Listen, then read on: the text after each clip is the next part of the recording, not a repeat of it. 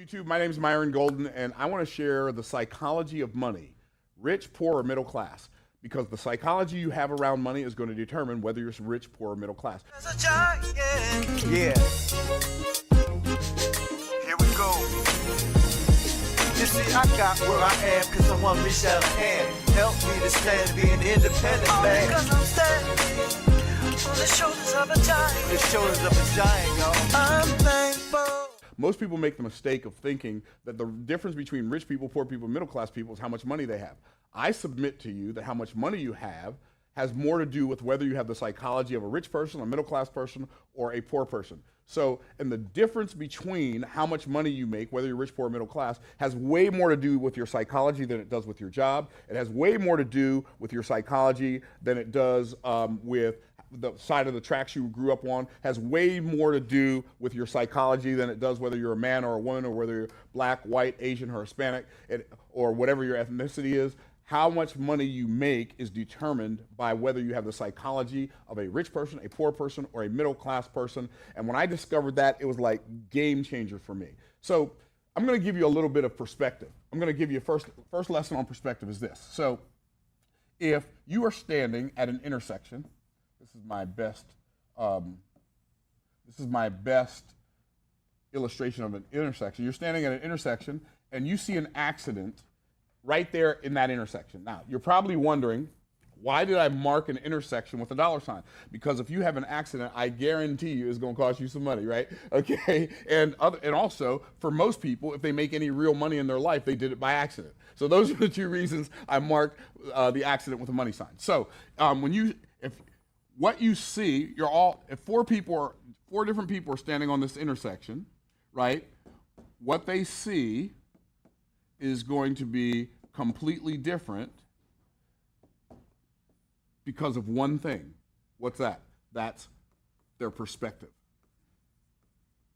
And if you think about it, your perspective on life is what contributes to your psychology. So your perspective on money, like if four people are looking at the same accident, did they see the same accident? Well, yeah, they saw the same accident, but did they see the same thing? They didn't. They all saw something different. Why? Because they were looking at it from a different perspective. So if we take this intersection and we convert that intersection from an intersection into a window, so now we've got a window with four different window panes, right? So how we look at money is going to be determined. Our money psychology, wow, it worked well. Our money psychology is going to be determined by the perspective we have. Where are you looking at money from? Are you looking at money from the perspective of a rich person, a poor person, or a middle class person? And so that's going to be the thing that determines your money. And so the first piece of the psychology of money is what's your psychology around making money? Well, if you're this person, your psychology around money, your name is probably Haj. We're going to call you Haj, right? You say, Haj, what's that mean? It means have a job. The way to make money is to have a job. What does that mean? That means you sell a whole bunch of your time for a little bit of somebody else's money, right? And the reason you do that is because your whole life you've been lied to. They told you your entire life that time is money. You've heard this your whole life. Time is money, time is money, time is money. Time is money is one of the most expensive lies you can ever buy. So don't buy the lie, it costs too much. So time is money. Time is not money. Time is infinitely more valuable than money. If you run out of money, you can get more money, but if you run out of time, you don't get more time, right? I don't think there's anybody here, if I said I would write you a check for $1 million a day today, that will clear the bank, by the way. I'll write you a check for $1 million today. How many of you want that money? All of you say, I want the money, I want the money. But if I said there's one stipulation, you have to end your life today. And now nobody wants it. Why? Because all of us know the potential of tomorrow is greater than any amount of money today that's going to cause us to lose all of our tomorrows. So hopefully what I'm saying is making sense to you. But if I said, if the doctor told you today, and you had $1 million, and all $1 million was your total life savings, and the doctor told you you were going to die, but there's an antidote, and it can save you, and it's going to cost $1 million, and it's worked 100% of the time, would you use that $1 million to buy that antidote? Of course you would. Why? Because intuitively in your soul knows that time is more valuable than money. But your mind has been tricked by the cultural hypnotic societal mechanism into believing that time is money. But time is money is a lie. Don't buy the lie. It costs too much, okay? So then what you do is you're like, this have a job thing ain't working. So you go over here to this guy, and your name becomes Oj. You say, Oj, who's Oj? Oj is own a job. And most people, what they do, they think they want to become entrepreneurs, and so what they do is they go out and they buy a business, or they start a business where they are the only person working in that business. Well, that's not owning a business. Most people think they own a business, what they really own is a job. And I always said to people, well, you can get a job for free. Why would you want to go buy one, right? And so they're a person who goes out and buys some lawnmowers and they start a landscaping service. Or they go out and buy some buckets and some mops and they start a cleaning service. What you should do instead is you should figure out how to create a system. I love what W. Edwards Deming said. He said, systems under which people work account for 90% of the failure. Therefore, the key to success in any endeavor is to perfect the system. Oh, okay. Cool, got it. So what do I want to do? You don't want to be this guy. You want to be this guy. You want to be OS. OS, what's that? Own a system. What's a system? A system is some mechanism that you use that makes you money every month. Like, did you know that you could write a Kindle book a month? If you wrote one Kindle book a month, and you could eventually get that Kindle book making you $1,000, right? So you're selling $1,000 worth of that Kindle book every month. You get, by the end of 12 months, you got 12 books.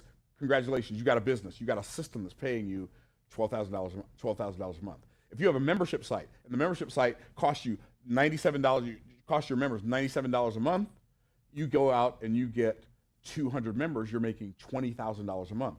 So think from a perspective of what kind of systems can I create that will pay me for the rest of my life. This is what a real business owner owns. A real business owner owns systems. So we have systems in place where we have hundreds and hundreds of dollars of book sales that come in every day, hundreds and hundreds, sometimes thousands and thousands of dollars of ticket sales for our events every day, and then we've got transactions of products and offers that we've created that because we own a system. And then the last guy you want to become is you want to become the SMS, SMS.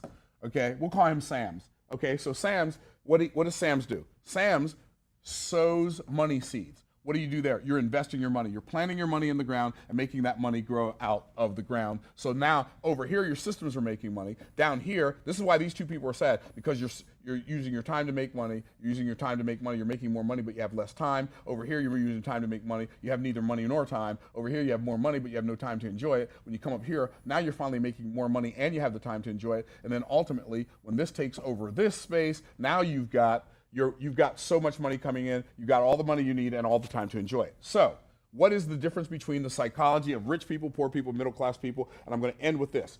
So, the poor people have the psychology that makes them think the primary purpose of money is to pay bills and buy stuff.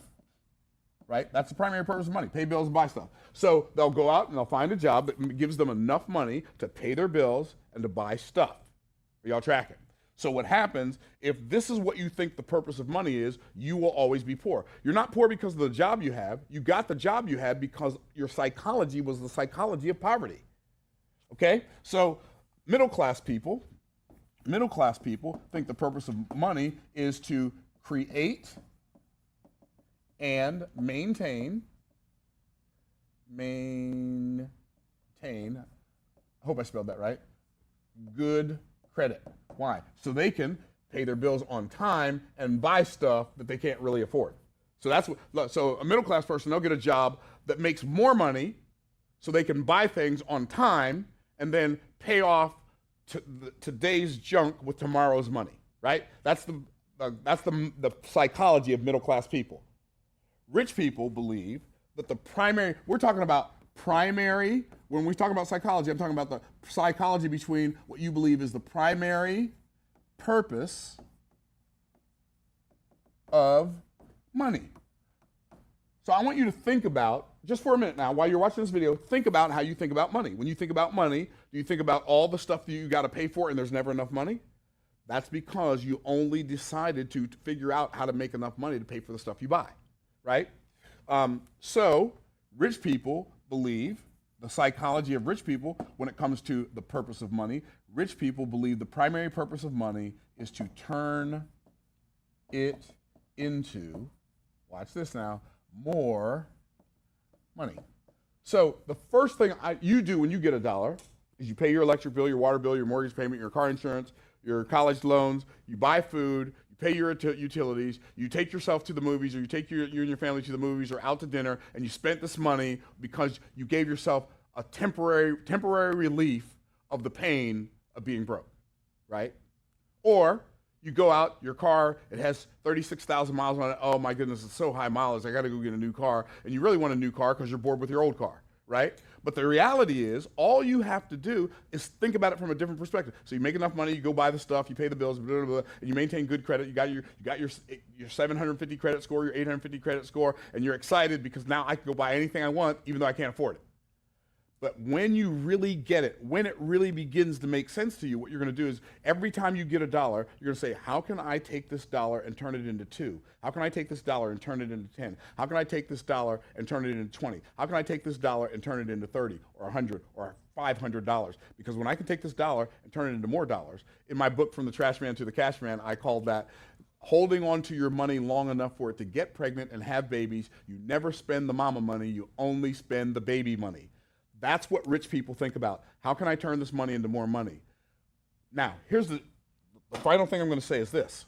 The other thing is middle-class people and poor people are afraid to take their money and invest it in something that's going to make more money because middle-class people and poor people, these people want a guarantee.